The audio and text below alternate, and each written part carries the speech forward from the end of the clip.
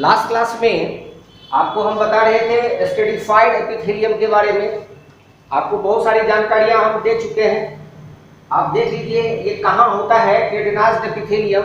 Last day भी हम आपको बताए थे केराटिनाइज्ड एपिथेलियम में केराटिन प्रोटीन का फॉर्मेशन होगा। केराटिन प्रोटीन कैसे बनेगा? तो आंसर है केराटोहाइलिन से। केराटोहाइलिन चेंज होकर के बनाएगा एलिडीन और एलिडीन से बन जाएगा केराटिन। यहाँ ध्यान दीजिए डायग्राम पर, सबसे नीचे है बेसमेंट मेम्ब्रेन। बेसमेंट मेम्ब्रेन पर जो लगा हुआ सेल है वो सेल थोड़े से टॉल सेल्स होते हैं जिसको हम लोग कहते हैं कॉलमनर सेल्स।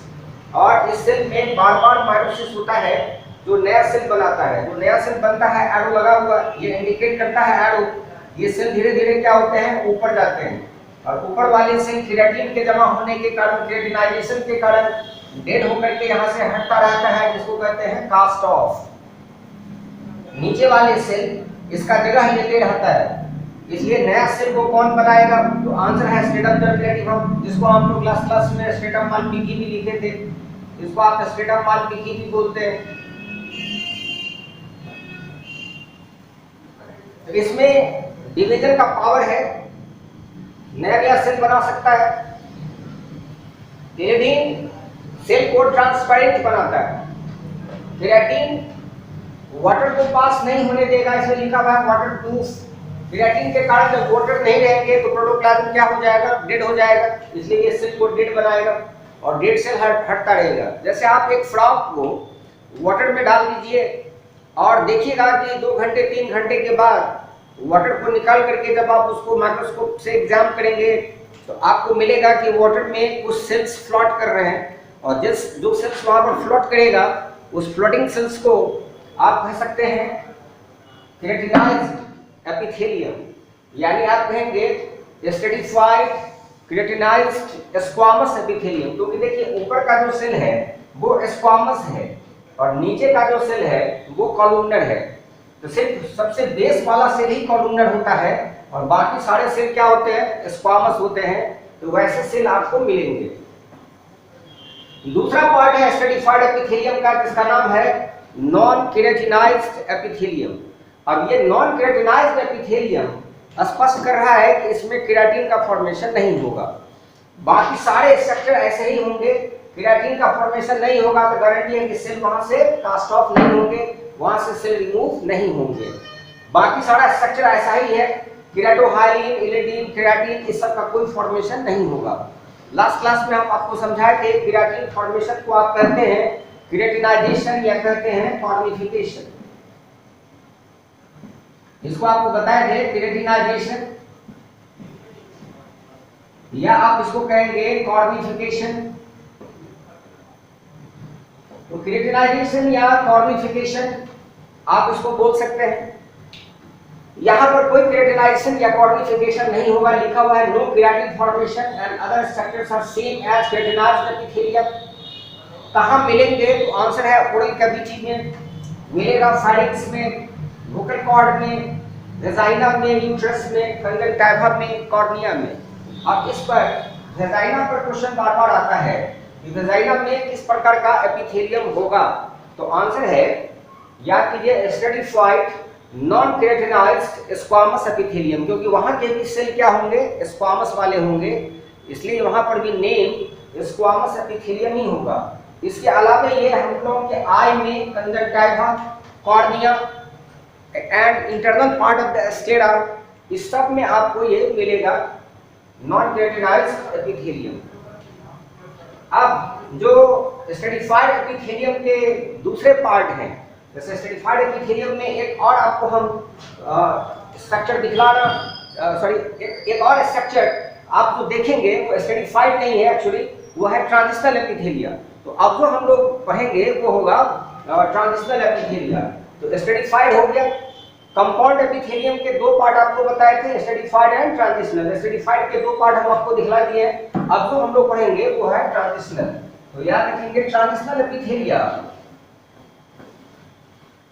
पर सवाल बार बार आता है, इसको हम लोग यूरोथेलियम कहते हैं।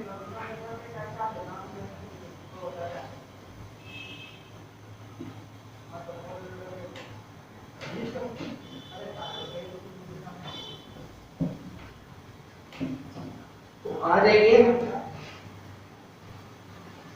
नाम है ट्रांजिशनल एपिथेलियम।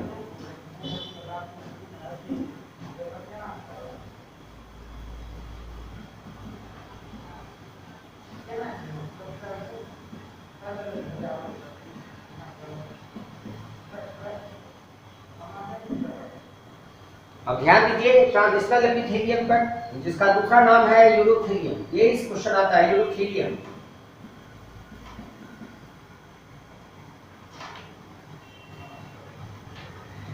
अब क्वेश्चन है कि ट्रांजिशनल एपिथेलियम कहां मिलेगा, क्या कैरेक्टर है इसका, इसमें क्या होगा, नो बेसमेंट मेम्ब्रेन। ये भी है क्वेश्चन, इसमें कोई बेसमेंट मेम्ब्रेन नहीं होगा, no basement membrane.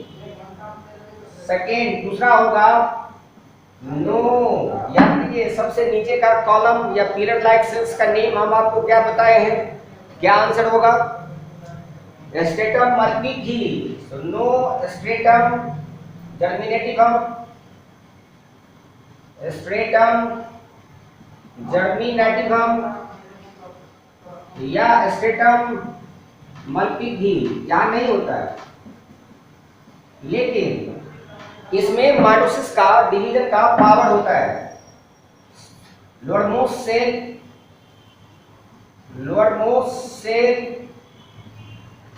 shows rapid mitotic division, यहाँ देखने को मिलता है। रैपिड माइटोटिक डिवीजन यहाँ पर होता है, ये आपको समझना है। अब ये भी वैसा ही होता है जैसा कि आपको हम स्ट्रेटिफाइड दिखलाए थे, यहाँ भी कोई केराटिनाइजेशन नहीं होगा। ट्रांजिशनल एपिथेलिया कहाँ मिलेगा, तो आंसर है फाउंड। याद कीजिए किडनी का यूनिट नेफ्रन होता है, तो ये नेफ्रन में मिलेगा। नेफ्रन के अलावा कहाँ होगा, याद कीजिए renal pelvis ureter, renal pelvis ureter, urinary bladder, ये सबसे इंपॉर्टेंट है। यूरिनरी ब्लैडर, यूरिनरी ब्लैडर, और यूरिनरी ब्लैडर के अलावे और कहाँ होगा, तो यूरिनरी ब्लैडर के अलावे ये अपर पार्ट ऑफ द यूरिथ्रा, जहां से यूरिनरी ब्लैडर से यूरिथ्रा निकलेगा वहां पर होगा। And upper part of urethra, तो ये यूरिथ्रा में मिलेंगे। ये अपर पार्ट ऑफ यूरिथ्रा जहां पर कि आपको देखने को मिलेगा। अब इसको हम लोग देखेंगे, nephron, renal pelvis ureter, urinary bladder and upper part of urethra. तो ये भी है क्वेश्चन, कहाँ मिलेगा ये, यही क्वेश्चन आता है जिसको हम बात कर रहे हैं। इसलिए यहाँ है ये मौजूद, यानी यूरिनरी पार्ट में ये मौजूद है, और इसलिए इसका नाम यूरोथेलियम दिया गया है। ये क्या करता है, elastic and make urinary bladder elastic and stretchable,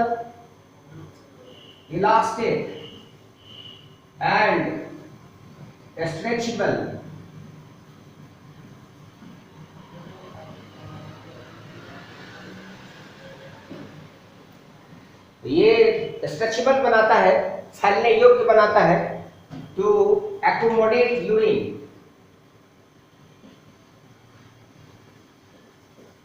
ताकि वो ज्यादा से ज्यादा यूरिन को अपने में स्टोर करके रख सके।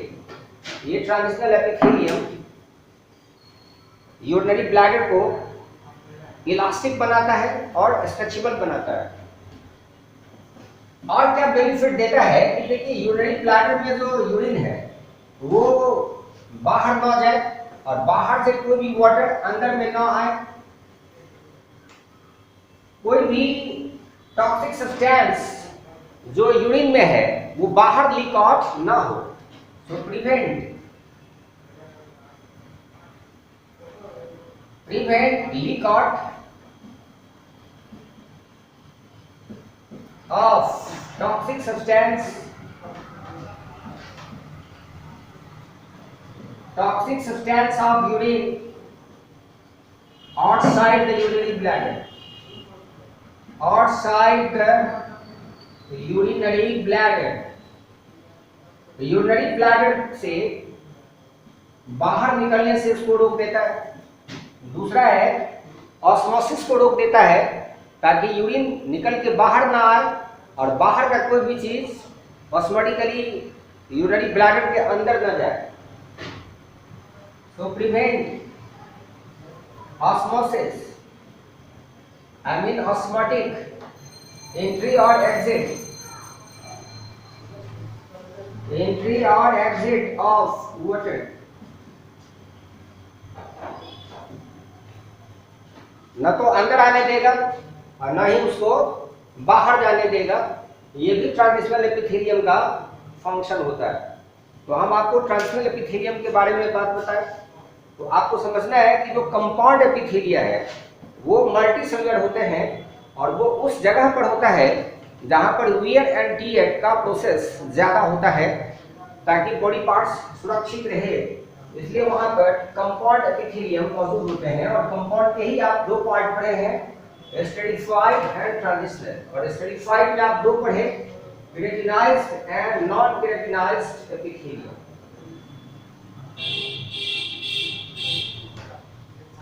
अब जो टिश्यू है वो है कनेक्टिव टिश्यू। तो देखिए कनेक्टिव टिश्यू की बात अगर हम लोग करते हैं, कनेक्टिव टिश्यू, कनेक्टिव टिश्यू। अब ये कनेक्टिव टिश्यू जब एक बच्चा, याद कीजिए इस लाइफ में अर्ली एज में रहता है वो, तो उस समय में आप उसको कहेंगे, जब बच्चा एम्ब्रियोनिक लाइफ में रहेगा तो कहेंगे एम्ब्रियोनिक कनेक्टिव टिश्यू। तो कनेक्टिव टिश्यू जो हम लोगों के बॉडी में सबसे ज्यादा most abundant and widely distributed tissue है, उसकी बात हम लोग कर रहे हैं। Most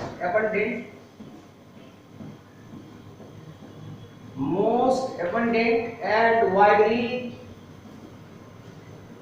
distributed tissue in the body. Human body में या और एनिमल के बॉडी में सबसे ज्यादा पाया जाने वाला टिश्यू कौन सा होगा? तो आंसर क्या है? कनेक्टिव टिश्यू होगा। Connective tissue is mesodermal in origin, mesoderm से बनता है, तो मेसोडर्मल इन ऑरिजिन। ये आपको शुरू में भी हम लिखा चुके हैं ऑरिजिन के बारे में बात। मेसोडर्म से बनता है कनेक्टिव टिश्यू। कनेक्टिव टिश्यू को हम लोग अगर डिवाइड करेंगे तो इसके दो पार्ट पहले बताएंगे। एक होगा एम्ब्रियोनिक कनेक्टिव टिश्यू, एक होगा एम्ब्रियोनिक कनेक्टिव टिश्यू और दूसरा होगा adult connective tissue. Adult connective tissue, embryonic connective tissue ये एडल्ट कनेक्टिव टिश्यू में चेंज होगा। एम्ब्रियोनिक कनेक्टिव टिश्यू के दो पार्ट हैं, एक है mesenchyme,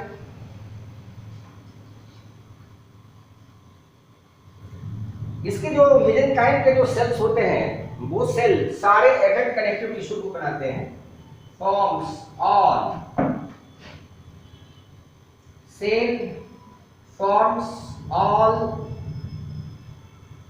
adult connective tissue, all adult connective tissue सबको बनाता है।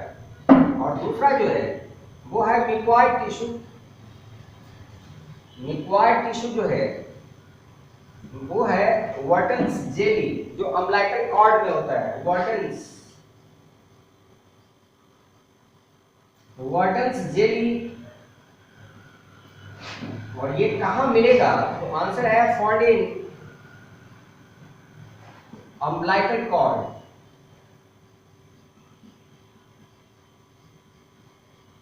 लैक्स फाइबर्स, इसमें क्या नहीं होगा? म्यूकस होगा। म्यूकॉइड का मीन्स क्या हो गया कि म्यूकस होगा, लेकिन इसमें म्यूकस क्या है? पॉलीसैकेराइड। तो पॉलीसैकेराइड होगा, कोई फाइबर्स नहीं होगा, सो लैक्स फाइबर्स।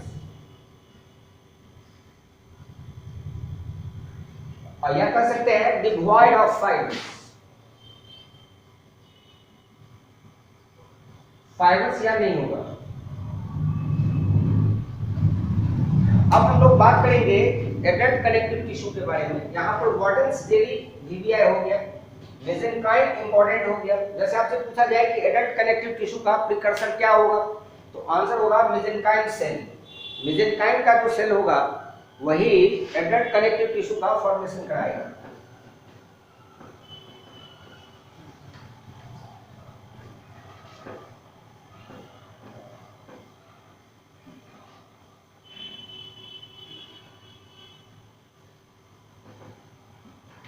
नाम ही है कनेक्टिव टिश्यू। आपको शुरू में हम बताए हैं कि कनेक्टिव टिश्यू बॉडी के उस पार्ट में होंगे जहां गैप को फिल करना होगा, इसलिए इसको फिलर्स भी बोलते हैं हम लोग, या बॉडी पार्ट को कनेक्ट करने का काम करेगा। ये बॉडी पार्ट एक दूसरे से क्या हो जाए, कनेक्टेड हो जाए, जोड़ने का काम करेगा, इसलिए नेम दिया गया है कनेक्टिव टिश्यू। खाली जगह को भरने के लिए इसकी जरूरत सबसे ज्यादा होती है, इसलिए इसको कहते हैं वाइडली डिस्ट्रीब्यूटेड टिश्यू। अब हम लोग बात कर रहे हैं एडल्ट कनेक्टिव टिश्यू की। एडल्ट कनेक्टिव टिश्यू को देखिए हम लोग डिवाइड कर रहे हैं। पहला है लूज या alveolar connective tissue. Loose connective tissue, loose connective tissue, इसके दो पार्ट होंगे, एक होगा एल्वियोलर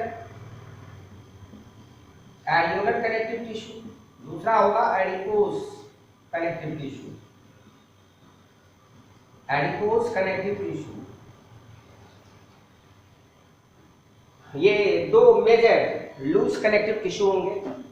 दूसरा होगा dense connective tissue, dense connective tissue, और तीसरा होगा specialised connective tissue.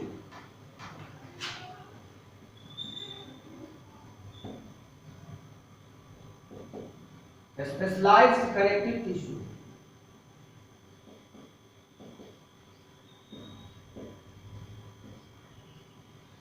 Dense connective tissue में देखिए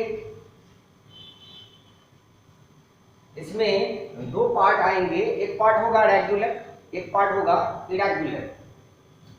जैसे इसमें हम लोग पढ़ेंगे डेंस कनेक्टिव टिश्यू में, और वो होगा, देखिए एक आएगा नेम कार्टिलेज बोन, जिसको कहेंगे स्केलेटल, स्केलेटल कनेक्टिव टिश्यू, जिसके पार्ट्स आएंगे कार्टिलेज, दूसरा आएगा बोन, और एक आएगा रेटिकुलर कनेक्टिव टिश्यू,